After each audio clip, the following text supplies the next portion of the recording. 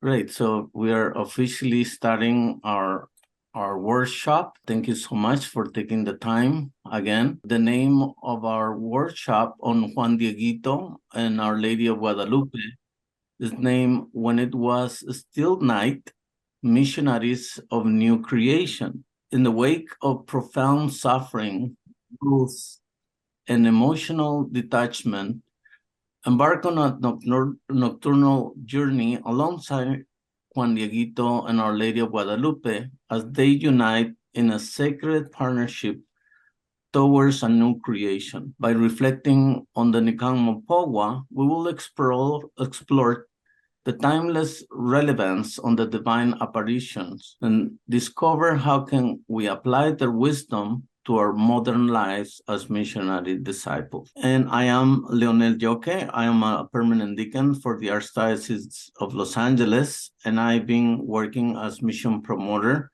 for the Maryknoll Fathers and Brothers for about 12 years. I am happy to introduce to you our facilitator tonight, Sarai Unzueta. Sarai is a mission educator promoter serving the Midwest area, working out of the Chicago Maryknoll Formation House. He was born in Blue Island, Illinois, and raised in Northwest Indiana. She discovered her love for ministry after her sacrament of confirmation as an active choir member and volunteered in several other ministries at her home parish. She received a master in pastoral studies with a certificate in intercultural studies from Catholic Theological Union, as we know, CTU. It was on a Maryknoll immersion trip in Bolivia where she developed a passion for mission and began to feel the call to accompany others. Sarai specializes in outreach to young adult, Hispanic leader, and catechists. She is bilingual in English and Spanish,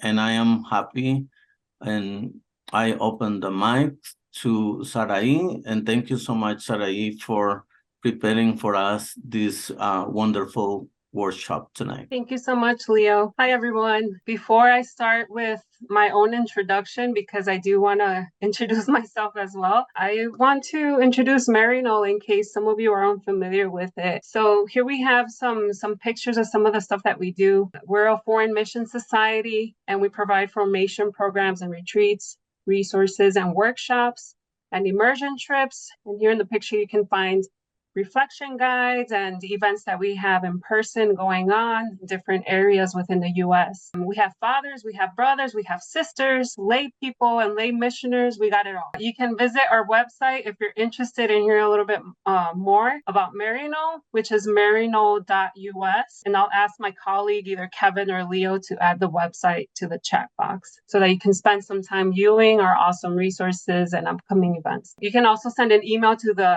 signature email where you received this link for Zoom in case you have any other questions. Again, good morning, afternoon, or night to everyone. To those who are joining a Maryknoll workshop for the first time, welcome to the first of many. To those who have participated in our workshops and webinars before, welcome back, and thank you for joining us. So I invite you to put on those glasses, those lenses of openness to listen to a creative way of finding God, those lenses of a Mexican-American theologian and priest, and a Mexican-American woman like me who are mission-driven by doing it interculturally, intergenerationally, and ecologically, by walking together in dialogue with dignity and openness to a new creation when darkness blinds us. So prepare yourself for creativity. Prepare yourself for art. Open your heart and enjoy it, because you may get something else or different out of it once you remove those glasses and come back to your own world. What may mean something different to my brother who is here connecting from Kenya, who has only heard of La Rosa de Guadalupe, which is a show that many of them know. That's actually in Spanish and translated to Swahili. Something may trigger in his heart too, and he can also bring new ways of understanding mission as well. So looking through a mission lens, we will begin in prayer, and we will not close the prayer until the end of this presentation. We will be decoding the Nican Mopoa in a very simple manner together with reflections, historical facts in a creative manner, the way it was meant to be taken. So just be mindful that the average person sitting in the pews does not sit and decode this poem every single year today. And I don't judge you if you do. If you like to sit and decode poems, good to you. Good for you. But I want to point out what was lost in its richness through culture cleansing, and something that's only reviewed each year, possibly before the narrator at a Latino parish, where like he or she gets nervous about reading while the youth group prepares to do some acting. If you know, you know. So I am hoping that by retelling this story in this manner, it will bring some curiosity into creative ways of finding God. Okay, and then we will take a break in between, because I think we have 2 hours tonight. So what is the Nican Mopoa? The Nican Mopoa is a narration of the apparitions of Our Lady of Guadalupe in 1531. It is part of a tract, which is a literary work that is usually religious. Some people credit Luis Lasso de la Vega as the author, and others credit Antonio Valeriano. And others say that it was an invention of the Catholics to keep the indigenous people in the Catholic Church. Tonight, I'm not going to focus on the origins of the narrative. In fact, Virgilio Elizondo likes to compare them with the Gospels, mentioning that its origins are quite problematic. Nevertheless, the message is still there. Like the Gospels, the energy of the text lies in the exact historical regions, but in the fact that it has been consistently recreated in its faithful retelling by those who it has ultimate meaning to. So think of oral tradition, or gossiping the gospel, or like stained glass windows narrating a gospel, or like rosaries before the Second Vatican. They were all creative ways of passing down the faith when there was less access to literature. And think how much of an influence that had to pass down the faith. Today, we will be using the narrative translation from Clodomiro L. Siller Acuña, which is a translation written by Don Antonio Valeriano. Remember that the text is in Nahuatl, like the picture here on the right, and the left is believed to be the cover of the tract, which I believe currently resides in the New York Public Library, if I'm not mistaken. At this moment, I would like to invite my dear friend Iris to open up in prayer with the song, which we will be doing in between our reflections tonight. Iris is a collaborator and animator in our Spanish Maryknoll team, and she's awesome and so great. So thank you, Iris. And we will begin in prayer in the name of the Father, the Son, and the Holy Spirit. Amen. All right, we're gonna sing in Spanish, where you can follow us in the under in English, okay? Desde el cielo una hermosa mañana, desde el cielo una hermosa mañana, la guadalupana, la guadalupana, la guadalupana bajo el tepeyac, la guadalupana, la guadalupana, la guadalupana bajo el tepeyac.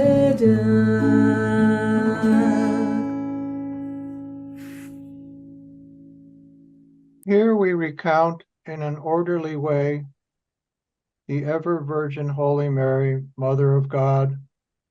Our Queen appeared recently in a marvelous way at Tepeyac, which is called Guadalupe. First, she allowed herself to be seen by a poor and undignified person whose name is Juan Diego, and then her precious image appeared in the presence of the new bishop, Fray Juan de Zumarraga. The many marvels that she has brought about are also told. Okay, so let us pause here really quick and let's look at this underlined word, Tepeyac. Tepeyac is a hilltop or the sacred mountain site of the goddess Tonantzin. The name or the title Tonantzin can refer to any Aztec goddess. It's not a particular one. It can mean Our Lady or our Great Mother, Mother of the Corn. Before it became known that the site was known for Guadalupe, the Aztecs traveled to Tepeyac to worship this goddess, Tonantzin. So the original name Guadalupe, it's actually this image of Our Lady of Guadalupe is the one that exists in Extremadura in Spain. She's also known as one of the 3 Black Madonnas. There are some good theories out there, but no one really knows why or how the name changed from Tonantzin to Guadalupe. The situation of the city and its inhabitants. 10 years after the conquest of the city of Mexico, arrows and shields were put down everywhere, and the inhabitants of the lake and the mountain had surrendered. Thus faith started. It gave its first buds, and it flowered in the knowledge of the one through whom we live, the true God, Teotl. Precisely in the year 1531, a few days after the beginning of December, a poor, dignified campesino was in the surroundings of Tepeyac. His name was Juan Diego. It was said that his home was in Cautitlan, and insofar as the things of God, all that region belonged to Tlatelolco. So let's look at some of these words here. Teotl and the true God. According to Elizondo, the word Teotl was a word for the God of the Nahuatl, while true God, which is right here, right before Teotl, was a designation for the God of the Christian Spaniard. Notice how they're put together. It is probably meant to link the God of the Nahuatl and the God of the Christians. And then here up next, we have Cautitlan, which is a place, but it is also an indication that Juan Diego was from the place of the eagles, which was symbolic of the sun. So according to Elizondo, Juan Diego was from the land of the people of the sun. By saying that he was from here, the text is pointing out that he would be explaining the things of God. And then here, Tlatelolco was an ancient ceremonial center that had become a center now of Spanish evangelization and spiritual domination, according to Sillera Cunha. Again, there's some erasing of culture happening here. And then let's go back here to the first paragraph, which I will reread. 10 years after the conquest of the city of Mexico, arrows and shields were put down everywhere. The inhabitants of the lake and the mountain had surrendered. So here we have an introduction to the time and space that was so close to the heart of the cosmic process of the Nahuatl. So let us remember that the year was 1531. The thriving site in Mexico was the most developed. It was the most advanced and well-organized of pre-Columbian America.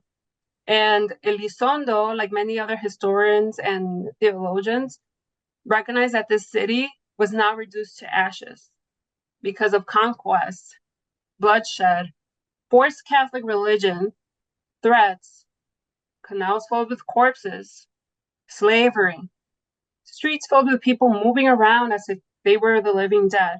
No life, no purpose, no direction, punishment and torture. Warriors had been killed or reduced to humiliating servitude. Women were violated and raped. Beautiful cities were burned. Their gods were destroyed. There was displacement. Their old ways were discredited, and the new ways did not make sense to them at all. Children were taken from their families to attend schools where they were robbed from their cultural life. Europeans brought guns and diseases. The series of unfortunate events just continues. So there's like a lot of collective trauma. Imagine someone coming to your home and doing this. So going back to the text here, putting down their shields and arrows, pointing out that there was this numbness. There was no more struggle, no more energy, no more life. Where do you turn to if you are told that your gods were not true? And then you're presented with a God who allowed all of this to happen to you, your children, your friends, and your family. The Aztecs actually began to hang themselves. They allowed themselves to die of hunger and poisoned themselves with herbs, and even started killing their children right after their birth. It was all darkness. And those who were once very proud of their beautiful empires, they were reduced to something less than human. There's no denying that human sacrifices that were once made by the Aztecs were very scary to the Europeans, something inhumane in their eyes.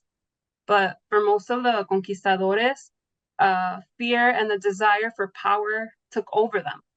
And they let it all seem as if it was normal.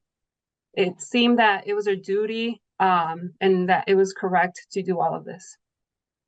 So let's take a few moments of silence just to let this setting kind of dive in, to understand what Juan Diego was going through, what he was living, and the urgency behind Our Lady of Guadalupe's voice. First encounter with the Virgin. It was Saturday when it was still night. He was going in search of the things of God and of God's messages. And when he arrived at the side of the small hill, which was named Tepeyac, it was already beginning to dawn. He heard singing on the summit of the hill, as if different precious birds were singing and their songs would alternate, as if the hill was answering them. Their song was most pleasing and very enjoyable, better than that of the coyotlotlo or of the tzitzincan or of the other precious birds that sing. So remember how St. Luke in the Gospels and the rest of the Gospel authors situate the precise moments with details, even cosmic details, like the story of the three kings. Well, here we find that this poem is doing the exact same thing. It's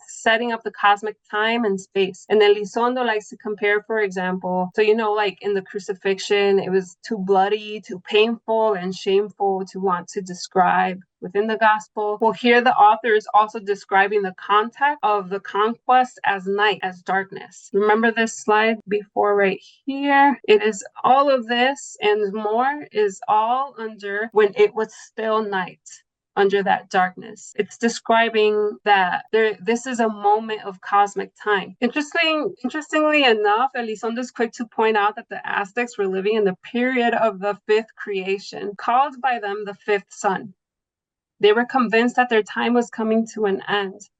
And some scholars believe that this is one of the main forces why the native inhabitants kept from fighting from the very beginning. You will see that the author keeps mentioning throughout the story when it was still night. He wants to emphasize this cosmic time, and later we'll change it here, like you can see, it was already beginning to dawn. We are witnessing the beginning of a new creation. And Elizondo remembers how the Gospels also do this. For example, in Genesis, there was darkness or formless wasteland, or the nighttime when Jesus was born.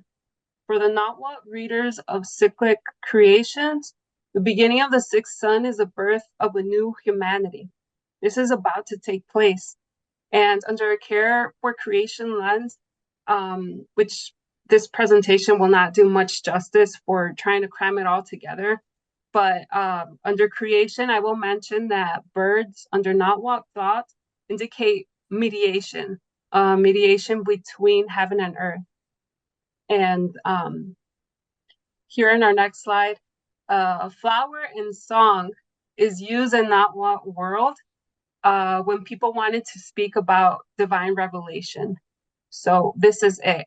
Those of you who have worked in Latino parishes here in the US, we have books called Flor y Canto, which is based off of this narrative here. So here we go again with the image and sound, the art used to express truth. Can you imagine what this moment would have been to Juan Diego? He was on his way to catechism or Sunday school, to Tlatelolco, to hear about a cold God who was bringing only death to his people. But here God is speaking in his language, in the language that he understood, the language that was prohibited. But how could that be? He knows that something is happening, and it's so beautiful and so unbelievable. So here we have the sun. So you see the sun here, Jim? Can you please read this slide? Juan Diego stopped and said to himself, "By chance, do I deserve this? Am I worthy of what I am hearing? Maybe I am dreaming. Maybe I only see this in my dreams. Where am I? Maybe I am in the land of my ancestors, of the elders, of our grandparents, in the land of the flower, in the earth of our flesh. Maybe over there inside of heaven." His gaze was fixed on the summit of the hill toward the direction from which the sun arises. The beautiful celestial song was coming from there to here. And when the song finally ceased, when everything was calm, he heard, dignified Juan Diego. So we have 5 possible objections that are italicized here in the text. They indicate that he knows that he is not imagining things. It's all really happening. So it's kind of like an affirmation. And after the missionaries had taught them that their traditions, their language, their ways of doing things were all wrong, he still knows that he is in the presence of the divine, and the moment is unquestionable. But so he wonders, kind of like, is he possibly in heaven already? Remember how Mary was also puzzled during the Annunciation? So something truly divine is happening, and it's beginning, but he doesn't understand why it's him. So, Iris, will you do us the honor?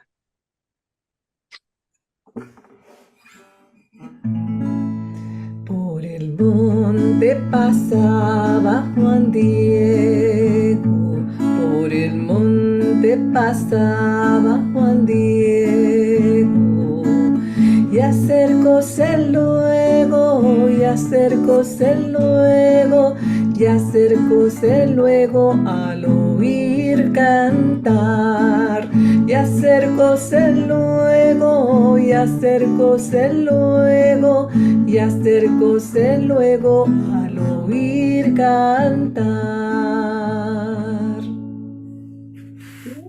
Then he dared to go to where he was being called.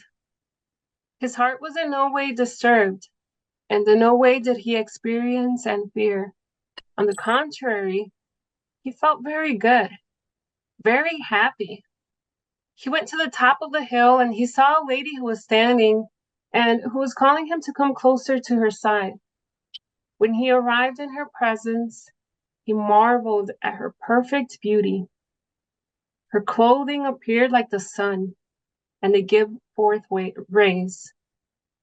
And the rock and the cliffs where she was standing upon, receiving the rays like arrows of light, appeared like precious emeralds, appeared like jewels. The earth glowed with the splendors of the rainbow. The mesquites, the cacti, and the weeds that were all around appeared like feathers of a quetzal, and the stems looked like turquoise, and the branches, the foliage, and when the thorns sparkled like gold. So here I have a heart with an eye who is representing Juan Diego's happy heart, that active, dynamic center of the person where truth resides in the heart. So here we have the moon. Liz, will you read this slide, please? He bowed before her, heard her thought and word, which were exceedingly recreative, very ennobling, alluring, producing love. She said, "Listen, my most abandoned son, dignified Juan, where are you going? And he answered, my owner and my queen, I have to go to your house of Mexico, Tlatelolco, to follow the divine things that our priests, who are the images of our Lord, give to us. Then she conversed with him and unveiled her precious will. She said, know and be certain in your heart, my most abandoned son, that I am the ever Virgin Holy Mary, Mother of the God of great truth, Teotl, of the one through whom we live, the creator of persons, the owner of what is near and together, of the Lord of heaven and earth. So who is this queen dressed in a symbolic dress? There are several people who have studied the image of Our Lady of Guadalupe, and they've studied it very well. And although her dress points at several cosmic symbols, like her tunic is filled with clouds, signifying the divine regions, or like the stars on her garment connecting heaven and earth, or even her hands placed together, signifying that she's not God. Unfortunately, we do not have enough time to dive deep into this, but I would like to point a few things that are important to know. That ribbon right here basically just symbolizes that she is pregnant with Jesus, and that many believe that that fold of her leg there that you see, here I'm pointing here, that she's dancing to the rhythm of the song. There were dances that were done during sacred moments and times, and so according to some Nahuatl tradition, this is what she was doing as she appeared to Juan Diego. Going back to the pregnancy with Jesus, it signifies that the new creation is coming. And it's very beautiful to think that we have a feast day on December 9th for Juan Diego and December 12th for Our Lady of Guadalupe. That's so close to our current Christmas celebration, and it's during Advent. So it's just kind of like, oh, life is coming. But changing topics a little bit, let me go back to her self-introduction, which Liz read. So like her introduction is almost, I dare to say that she's throwing some shame to the conquistadores in a way, probably not directly or meant like that. Maybe I'm just reading it like that. But when she introduces herself as the ever Virgin Holy Mary, after several conquistadores had committed rape as one of the most devastating insults of the conquest, I think that on top of that, the abandonment of the mestizo children, it's kind of cool to see that the mother of the God of great truth is there as their mother. So she takes on the flesh of the Indian woman of the Americas, and like so she's mother of both nations and of all nations, really. And here we have Mary just kind of choosing her outfit. We have the Lourdes and Fatima and different images here. So we'll move on into another piece of the song.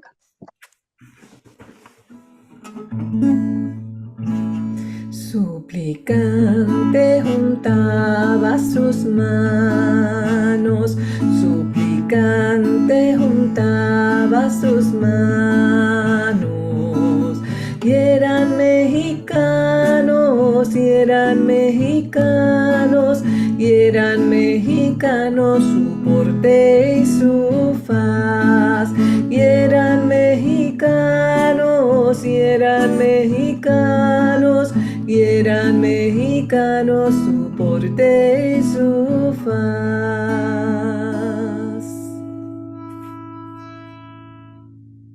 I very much want and ardently desire that my hermitage be erected in this place. In it, I will show and give to all people all my love, my compassion, my help, and my protection, because I am your merciful mother and the mother of all the nations that live on this earth who would love me, who would speak with me, who would search for me, who would place their confidence in me.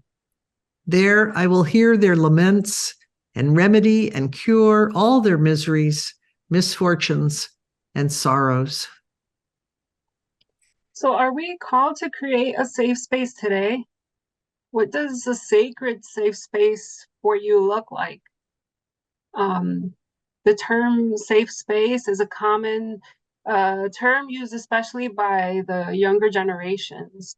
If you do a quick Google search for the meaning of safe space, it means a place or environment in which a person or category of people can feel confident that they will not be exposed to discrimination, criticism, harassment, or any other emotional or physical harm.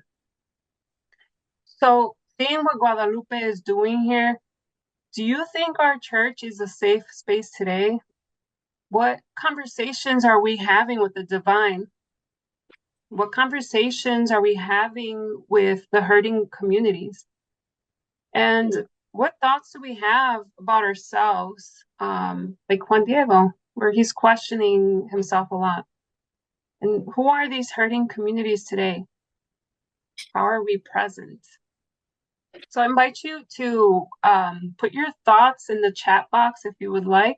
I just threw a whole bunch of questions, but if you'll call to answer one of these questions according to your community, you can add them to the chat box and then we'll review them later as we go. I'm going to continue with the slides, but I'm going to ask Leo or Kevin to just watch the chat box. And for this merciful wish of mine to be realized, go then to the palace of the Bishop of Mexico, and you will tell him in what way I have sent you as messenger, so that you may make known to him how I very much desire that he build me a home here, right here, that he may erect my temple on the plain. You will tell him carefully everything you have seen and admired and heard. Be absolutely certain that I will be grateful and will repay you. And because of this, I will make you joyful. I will give you happiness, and you will earn much that I will repay you for your trouble and your work in carrying out what I have entrusted to you. Look, my son, the most abandoned one, you have heard my statement and my word. Now do everything that relates to you.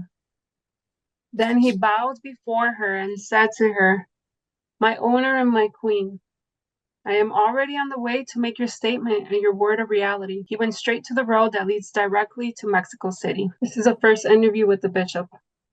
Having entered the city, he went directly to the palace of the bishop, who had recently arrived as the lord of the priests. His name was Don Fray Juan de Zumárraga, a priest of St. Francis. As soon as he, Juan Diego, arrived, he tried to see him, the Lord Bishop.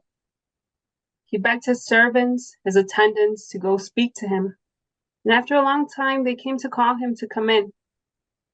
As soon as he entered, he prostrated himself and then knelt. Immediately he revealed the thought and the word of the Lady from heaven and her will. He answered him and told him, my son, you will have to come another time. I will calmly listen to you another time. I still have to examine carefully from the very beginning the reason you have come, and your will and your wish. He left very saddened because in no way whatsoever had her message been accomplished. The same day, he returned to Tepeyac. He came to the summit of the hill and found the Lady from heaven. She was waiting in the very same spot where he had seen her the first time. When he saw her, he prostrated himself before her.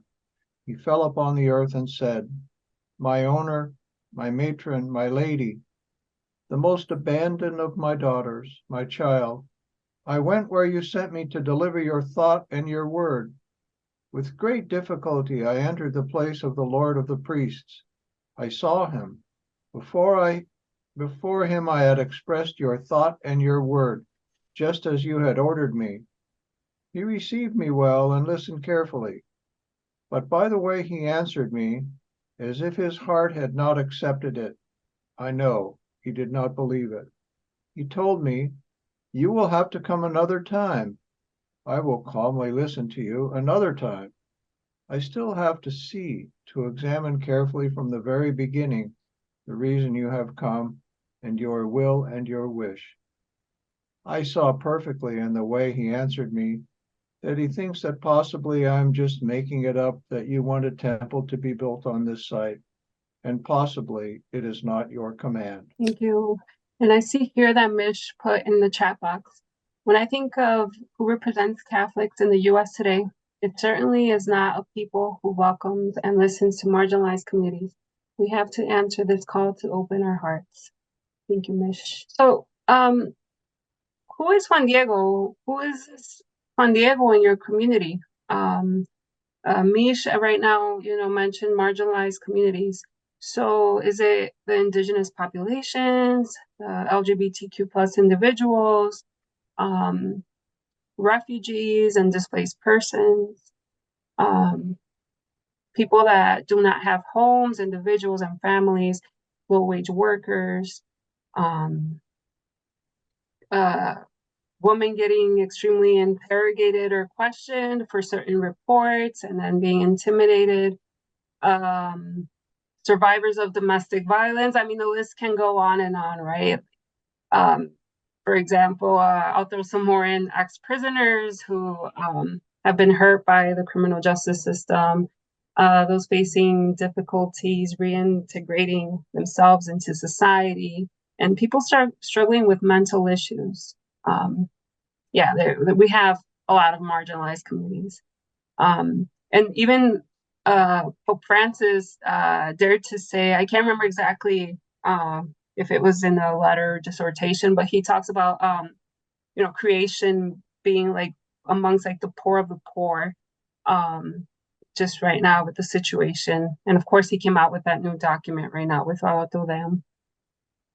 So if you can think of any contemporary examples, go ahead and do so. If you want to add them in the chat box, go ahead. But Juan Diego has insecurities and understands as of now that he's voiceless. But that's all going to change. Hence, I very much beg of you, my owner, my queen, my child, that you charge one of the more valuable nobles, a well-known person, one who is respected and esteemed, to come by and take your message and your word so that he may be believed. Because in reality, I am one of those campesinos, a piece of rope, a small ladder, the excrement of people. I am a leaf. They order me around, lead me by force, and you, my most abandoned daughter, my child, my lady, and my queen, send me to a place where I do not belong. Forgive me. I will cause pain to your countenance and to your heart. I will displease you and fall under your wrath, my lady and my owner. So just kind of think about if you have ever made someone feel this way, the way that Juan Diego is describing how he feels. Or the other way, has someone made you feel this way? The ever-venerated Virgin answered, "Listen, my most abandoned son. Know well in your heart that there are not a few of my servants and messengers to whom I could give mandate of taking my thought and my word, so that there are not a few of my servants and messengers to whom I could give mandate of taking my thought and my word, so that my will be accomplished. But it is absolutely necessary that you personally go and speak about this, and that precisely through your mediation and help, my wish and my desire be realized. I beg you very much, my most abandoned son, and with all my energy, I command that precisely tomorrow you go again to see the bishop. In my name, you will make him known. Make him listen well to my wish and desire, so that he may make my wish a reality and build my temple.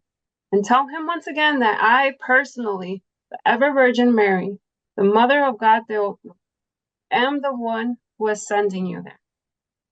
I apologize for the mistake here. But notice how Guadalupe is just not having it. She is actually empowering him. She sees him as a dignified person. How can you understand this within your own communities and your parishes? Do you empower young adults, for example, or do you lose hope? Could mission be a way of protest? Could mission be empowerment of those who are victims or hopeless? Could mission be hope in action? Juan Diego answered her, "My owner, my lady, my child, I will not cause pain to your countenance and your heart. With a very good disposition of my heart I will go. There I will go to tell him truthfully your thought and your word.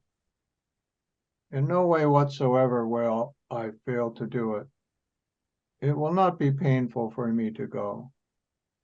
I will go to do your will. But it could well be that I will not be listened to. And if I am listened to, possibly I will not be believed. Tomorrow in the afternoon, when the sun sets, I will return your thought and word to you. What the Lord of the priests has answered me. Now I take leave of you, my most abandoned daughter, my child, my matron, my lady. Now you rest a bit." Then he went to his home to rest. So thank you for the comments. Liz Lily put here, the earth needs a safe place. The earth, our common home, is hurting. We have been conquistadores, bringing destruction. Now we need a conversion. Thank you, Lily. And then Jim, our narrator here, one of our narrators, our country should be a safe place. Instead, we have built a wall. How many Juan Diegos and Our Ladies of Guadalupe are we keeping out? It's a good reflection question. Thank you, Jim. The second interview with the bishop. The next day, Sunday, when it was still night, when it was still dark, he left his home and went directly to Tlatelolco to learn about the things divine and to answer roll call so that afterward he could see the Lord of the priests. Around 10 in the morning, when they had gathered together and had heard Mass and answered roll call, and the poor had been dispersed, Juan Diego went immediately to the house of the Lord Bishop. And when he arrived there, he made every effort to see him, and with great difficulty, he succeeded in seeing him.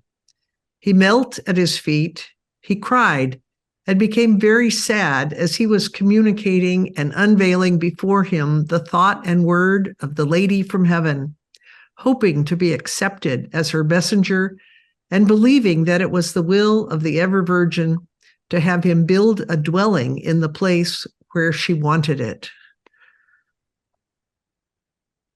But the Lord Bishop asked him many questions.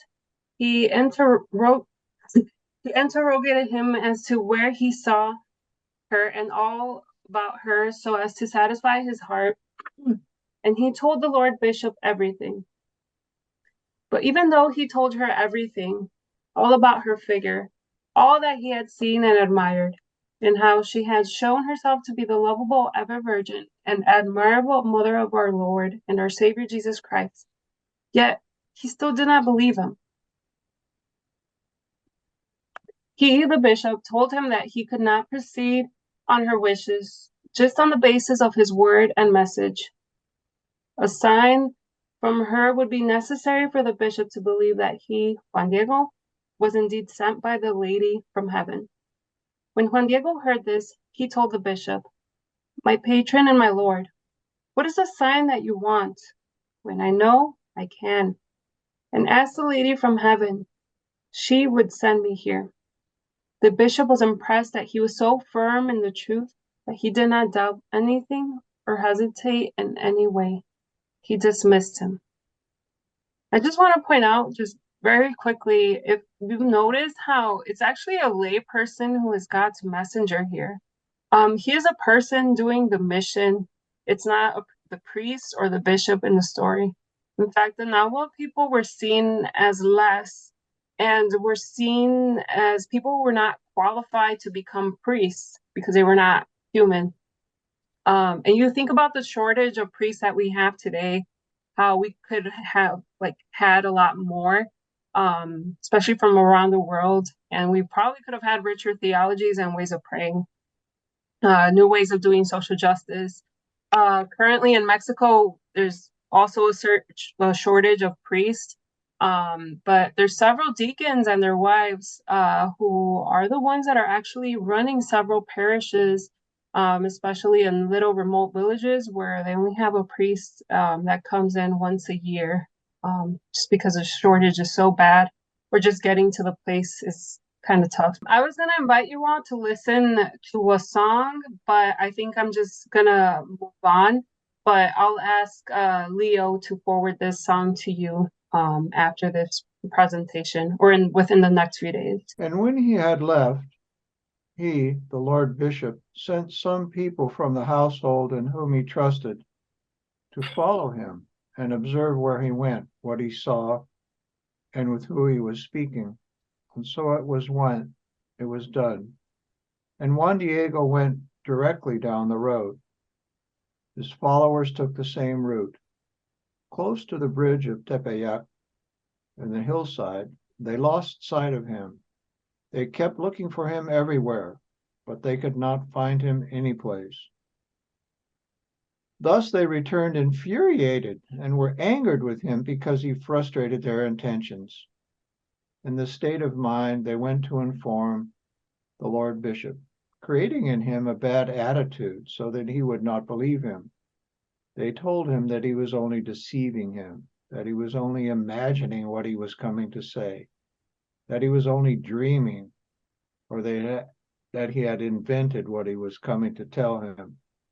They agreed amongst themselves that if he were to come again, they would grab him and punish him harshly, so that he would not lie again or deceive the people. And the next day, Monday, when Juan Diego was supposed to take something to be the sign by which he was to be believed, he did not return, because when he had arrived home, one of his uncles named Juan Bernardino had caught the smallpox. It was in his last few moments. First, he went to the doctor, who helped him, but he could not do more because he, Juan Bernardino, was already gravely ill. Through the night, his uncle begged him that while it was still dark, he should go to Tlatelolco to call a priest to come and hear his confession and prepare him well, because he felt deeply in his heart that this was the time and place of his death, that he would not be healed. And on Tuesday, when it was still night, Juan Diego left his home to go to Tlatelolco to call a priest. And when he arrived at the side of Mount Tepeyac, at the point where the road leads out, on the side which the sun sets, the side he was accustomed to take, he said, "If I take this road, it is quite possible that the lady will come to see me as before and hold me back, so that I may take the sign to the Lord of the priest as she had instructed me. But first I must attend to her affliction and quickly call to the priest. My uncle is agonizing and is waiting for him." He then went around the hill, he climbed through the middle, and he went to the other side, to the side of the sunrise, so as to arrive quickly into Mexico and to avoid the lady from heaven delaying him. He thought that having taken this route, he would not be seen by the one who cares for everyone.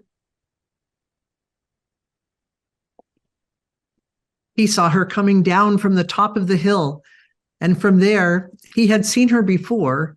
She had been watching him.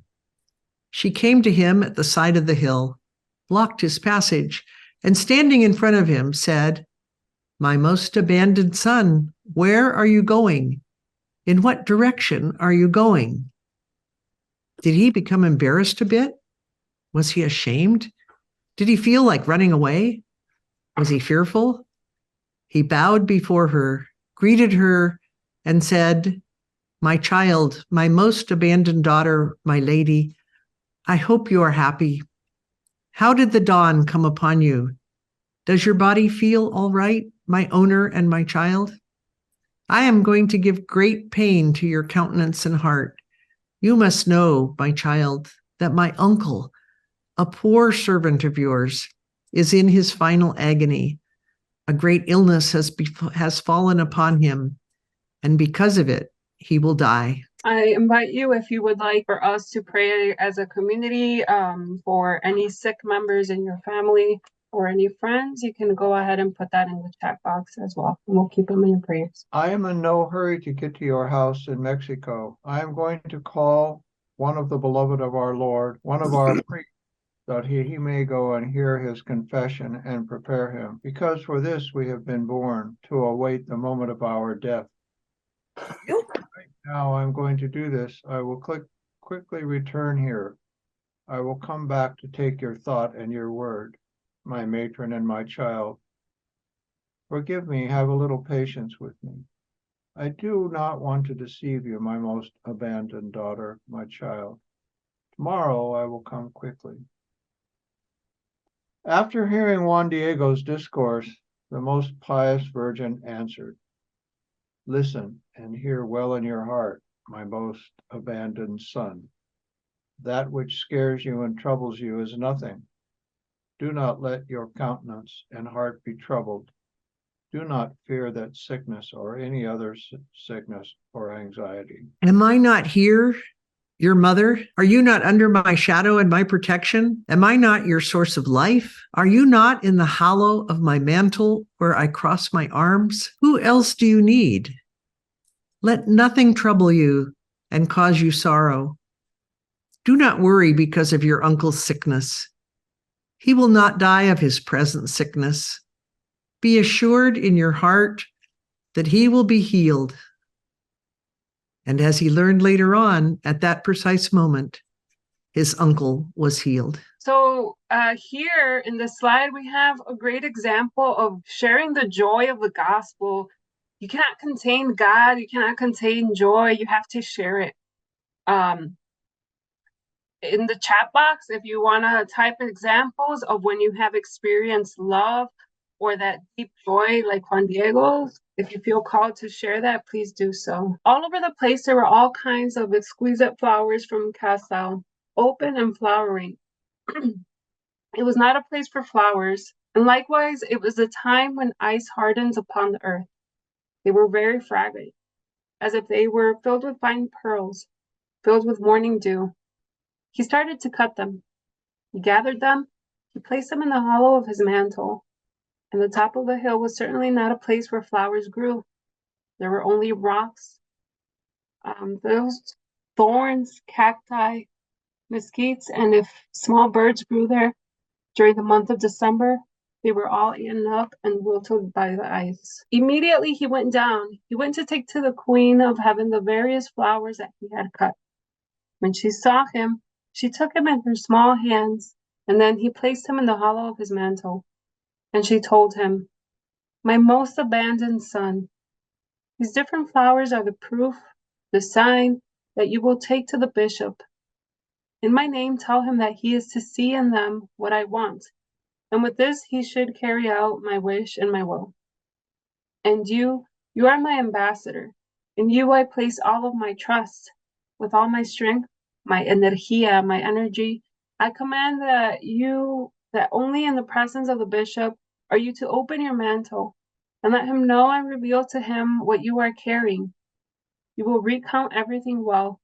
You will tell him how I sent you to climb to the top of the hill, to go cut the flowers, and all that you saw and admired. With this, you will change the heart of the Lord of the priests, so that he will do his part to build and erect my temple that I have asked him for." As soon as the lady from heaven had given him her command, he immediately took to the road that leads to Mexico. He was in a hurry and very happy. His heart felt very sure and secure. He was carrying with great care what he knew would bring about a good end. He was very careful that which he carried in the hollow of his mantle, lest anything would fall out. He was enjoying the scent of the beautiful flowers. So again, the sharing of the gospel, you can't contain that joy. You have to share it. Juan Dieguito le dijo la Virgen, Juan Dieguito la Virgen le dijo, este cerro elijo, este cerro elijo, este cerro elijo para hacer mi altar.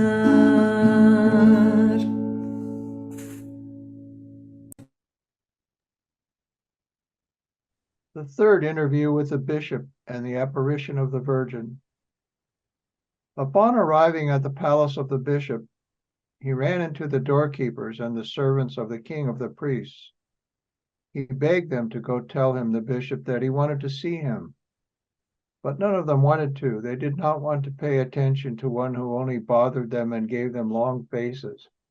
And also because their fellow workers had told them how they had lost him from their sight when they had been following him. He waited for a very long time. When they saw that he had been standing with his head lowered, very sad for a long time, that he was waiting in vain for them to call the bishop, and that it seemed that he carried something in the hollow of his mantle, they approached him to see what he had and satisfy their hearts. So in Nahuatl, sewn in his mantle meant something had become part of his, like, one's innermost being. So just keep that in mind. And when Juan Diego saw that it was impossible to hide from them what he was carrying, that he would be punished for this, that they would throw him out or mistreat him, he showed them just a little of the flowers.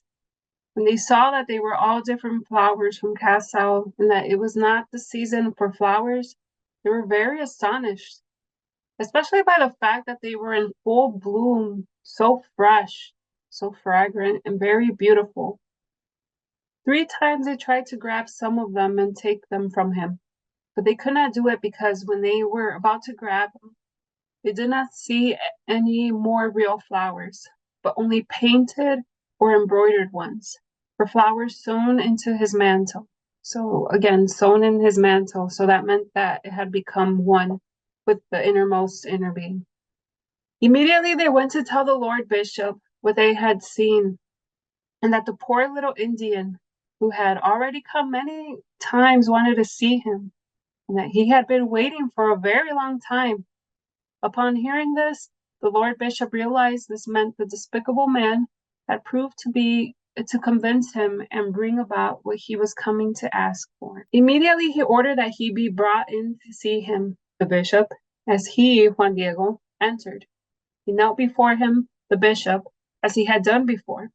And once again he told him everything he had seen and admired, and also her message. He said to him, "My owner and my lord, I have accomplished what you asked for. I went to tell my matron, my owner, the Lady from Heaven, Holy Mary, the precious Mother of God, how you had asked me for a sign and a proof of her will that you want to receive from my hands. When she received your thought and your word, she accepted willingly what you asked for, a sign and a proof of her will that you asked for me, and that she had agreed to give me. Immediately she complied." He sent me to the top of the hill where I had seen her before, so that there I might cut the flowers from Castile. After I had cut them, I took them to the bottom of the hill, and she, with her precious little hands, took them. She arranged them in the hollow of my mantle, so that I might bring them to you and deliver them to you personally, even though I knew well that the top of the hill was not a place where flowers grow, that only stones, thistles, thorns, cacti, and mesquites abound there. I still was neither surprised nor doubted. As I was arriving at the top of the hill, my eyes became fixed. It was flowering earth. It was covered with all kinds of flowers from Castile, full of dew and shining brilliantly. Immediately I went to cut them, and she told me why I had to deliver them to you, so that you might see the sign you requested, and so that you will believe in her will, and also that truth of my word and my message might be manifested. Here they are. Please receive them. So listen to Juan Diego share the good news, that testimony. Listen to Juan Diego speak like a prophet, and he's speaking with dignity. He's empowered and he's making change. He has no doubt and no fear. And he's doing all of this through prayer, faith, but also in action. And he's acknowledging that his community is deserving of this. He unfolded his white mantle, a mantle in whose hollow he had gathered the flowers he had cut. And at that instant, the different flowers from the castile fell to the ground. In that very moment, she painted herself, precious image of the ever-Virgin Holy Mary, Mother of God Theotokos, appeared suddenly just as she is today, and is kept in her precious home, in her hermitage of Tepeyac, which is called Guadalupe. Conversion of the bishop. When the Lord Bishop saw her, he and all who accompanied him fell to their knees and were greatly astonished. They stood up to see her. They became saddened. Their hearts and their minds became very heavy. The Lord Bishop, with tears and sadness, prayed to her and begged her to forgive him for not having believed her will, her heart, and her word. When he stood up, he united the mantle from Juan Diego's neck, the mantle which had appeared and was painted the Lady from Heaven. Then he took her and went to place her in his oratory. Juan Diego spent one more day in the home of the bishop who had invited him to stay. And on the next day he said, "Let us go to see where it is the will of the Lady from Heaven, that the hermitage be built." Immediately people were invited to construct and build it. And when Juan Diego showed where the Lady from Heaven had indicated that the hermitage be built, he asked permission to leave.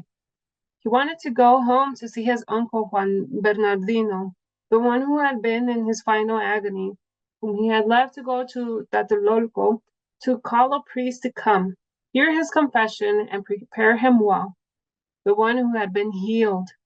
But they did not let him go alone. They accompanied him to his home. I find it interesting here how healing, like the language of healing, is here and present in this translation. So this is the fourth apparition and the first miracle. When they arrived, they saw his uncle, who was well and with no pains. He, Juan Bernardino, was very much surprised that his nephew was so well accompanied and honored, and he asked him why they were honoring him so much. He told him how he had left him to go call a priest to come to hear his confession and prepare him well. The Queen of Heaven appeared to him over there at Tepeyac and sent him to Mexico to see the Lord Bishop so that he would build her a home at Tepeyac. And she told him not to be troubled because his uncle was healed, and he was very consoled. And the uncle said this was true, that it was precisely that she had healed him, and he had seen exactly as she had shown herself to his nephew, and that she had told him that Juan Bernardino had to go to Mexico to see the bishop. And she told him also that when he went to see the bishop, he would reveal all that he had seen and would tell him in what a marvelous way she had healed him, and that he, the bishop, would call and name that precious image, the ever-Virgin Holy Mary of Guadalupe. They took Juan Bernardino to the bishop so that he might speak and witness before him. And together with his nephew, Juan Diego, he was hosted by the bishop in his home for several days, until the hermitage of the Queen and Lady from Heaven was built at Tepeyac, where Juan Diego had seen her. So here we have a healed community, what God and God's mother want. The entire city before the Virgin. And the Lord Bishop transferred to the major church the precious image of the Queen and Lady from Heaven. He took her from the oratory of his palace so that all might see her and venerate her precious image. The entire city was deeply moved. They came to see and admire her precious image as something divine. They came to pray to her. They admired very much how she had appeared as a divine marvel, because absolutely no one on earth had painted her precious image. Okay, my dear missionary disciples, I understand that the word missionary may have a negative view for many because of things like this, the conquest and current situations too right now. But this is an example of what we could be if we were in dialogue, if we listen and if we work together, if we empower, if we're creative and attentive to creation. In darkness, let us be hope. We are missionaries of the new creation. And like Guadalupe, we can also bring Jesus to anyone in a creative way that does not destroy, but instead finds light. Okay. Amen. That is the end of the Nikan Mopoa. Oh, someone's coming in already. So we'll end with this song here, and then we'll continue just a few more things and reflect. Y en la tilma entre rosas pintada, y en la tilma entre rosas pintada, su imagen amada, su imagen amada, su imagen amada se dignó dejar. Desde entonces para el mexicano, desde entonces para el mexicano, ser guadalupano, ser guadalupano, ser guadalupano es algo esencial.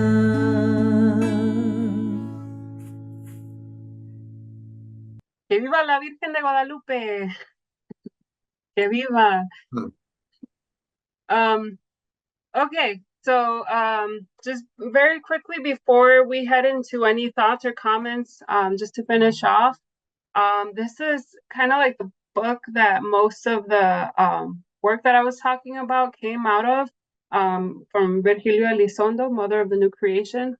He has other books as well, and it's available under Orbis Books, which Maryknoll does take part of. And here I'll quickly show you guys that we do have an immersion trip coming up the week of August with Leo. And basically it's an immersion trip to the Basilica, but there will be additional prayers and reflections and debriefing. So you are all invited. If you have any questions, you can just go to maryknoll.us and click on the upcoming trips. And if you fill out very quickly just your email, your name, and your phone number there, you can get more information as the date comes closer. So any final thoughts or comments that anybody has? And I'm going to stop sharing my screen here before we go. So I'm wondering if anybody is doing any work these days, seeing kind of linking Pope Francis's Laudato Si and more recently Laudate Deum to the need for a new creation or the dawn. Can we get out of the darkness of the climate crisis? Is anybody connecting these stories? I'm interested in that. And we made a long litany of the people who are suffering, and I'm not discounting all of the individuals and groups, but my own passion is with care of creation. Thank you, Liz. I think that's a good question, and anyone can answer that. Just like coming as like my personal experience, I also can relate to that question, not so much in creation, but just as a young adult, because sometimes I feel like we just focus on like all the wrong things like within the church. And like, yes, I want to talk about those things, but I also want to have hope. I want to talk about like the newness. It's like I want to move on to that next step into action. So I like that question that you posed. Does anyone want to also include their own perspective on that? Probably I can add a little bit. Something that I am learning is that hero creation is also very interrelated in how we can go back and rediscover the indigenous spirituality. Because as we see, if we really revisit the civilizations like the Aztecs, the Mayas, even the Native Americans, the Incas, the Aymaras, all the indigenous people in our continent, we can see how this our ancestors, they were really interconnected with creation. I mean, everything that you see is interrelated with their cosmovision. Their whole cosmovision is linked to creation, right? The sun, the moon, the stars, and also creatures, like birds, all kind of living beings. And I think that's something that is becoming more popular, at least in several and different, especially in the academy, in mission also. There is a need to go back and rediscover indigenous spirituality, and how that indigenous spirituality is linked to care creation. Definitely that's something to continue to unfold, right? Thank you, Leo. Anybody else would like to add either to that or have other comments or questions or thoughts? I'd like to say that I really appreciated how you presented the story of Guadalupe and Juan Diego in the context of a people that were conquered and in darkness and depressed. I had never looked at it that way, and it really brought to life the meaning of Guadalupe's arrival as a source of, as it says in the poem, of dawn, of light, of hope, of esperanza. So I really thank you for that. Thank you, Nelsa. A lot of it is based off of the reflections of Virgilio Elizondo, and some of it was just some of my own, just trying to reflect on the contemporary challenges. And someone here in the chat box asked for a recommendation on books. For me, Orbis Books has several books that talk about new perspectives, I would say. We use them a lot through college, and I think those, especially from Orbis Books, and I'm not saying this because of Maryknoll, like this was like way before. We used to use several other books just to kind of like have them as an eye opener. And in fact, actually, I didn't start with like Mexican American theologies or anything. It was actually through Black theology. So I was reading books from like James Cone and other authors. And so then later was one of the professors was like, hey, have you like heard about like Latin American theologies or anything like that? And I was like, no, I've just been reading about Black theology. And he's like, oh, you got to read this. And this is how like I was introduced into this. So yeah, it's exciting to be within this journey. And I think Leo just put the website there for Orbis Books. Yeah, and especially I sent a link for the collections of Latin American studies. So it's a collection of books which can be helpful. And I definitely recommend reading the book. It has more details. Of course, like we couldn't dive in all the way, but it has several more details than just like the Nahuatl translation. I did notice that someone asked about the translation about the most abandoned daughter. And honestly, I'm not exactly sure. I think I had heard somewhere, but don't quote me on this, that it was kind of like oh, he found her as and like someone that was equal to him. But I'm not so sure. But that's actually a good question. Thank you to whoever posted that. If I find out, I'll send you an email.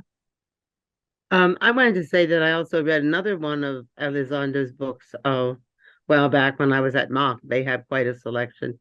But in there, to answer maybe, or to answer Liz a little bit, one of the things that he talks about is that the mantle itself is exactly as it was at that time in the sky, that the constellations that are on her mantle are really the true constellations at that exact time. And there are other neat things like that that he also supports. But in that sense, it has that connection. She has that connection with creation as well, Our Lady of Guadalupe. And even as far as the band and the pregnancy idea, that it brings out. So I just wanted to share that. Thank you, Dominica. Dominica, where are you connecting from? Aston, Pennsylvania, Oh, okay. outside of Philly. Okay. Must be very late for you.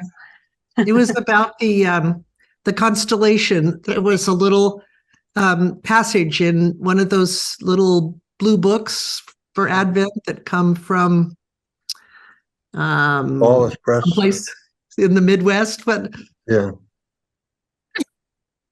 that a year ago, probably on December 12th, put that little tidbit about the constellation that started me thinking about the cosmic creation and connections. And then I'm trying to be well versed in Laudato Si, and the interrelatedness of all things is just an ongoing theme of the popes. So from the rocks and the stones to the flowers from Castile, and I think every social justice issue comes back to creation in some way or some form. Because if we talk about, sweatshops, it goes back to creation. If, we talk about the injustice with like the food system, especially here in the United States, again, it goes back to creation. So yes, I like that interrelatedness that you're mentioning, Liz. Thank you. Just one more thing. If you have ideas, for the future of workshops or any title or theme that you would like us to continue, that'll be helpful for us. I think that's the way we've been doing our webinars, our workshops, based on suggestions from you, something that we really want to do as far as the Hispanic Latino ministry, is to really see how we enrich, right, the North American Catholicism, or the way that we profess our faith, right?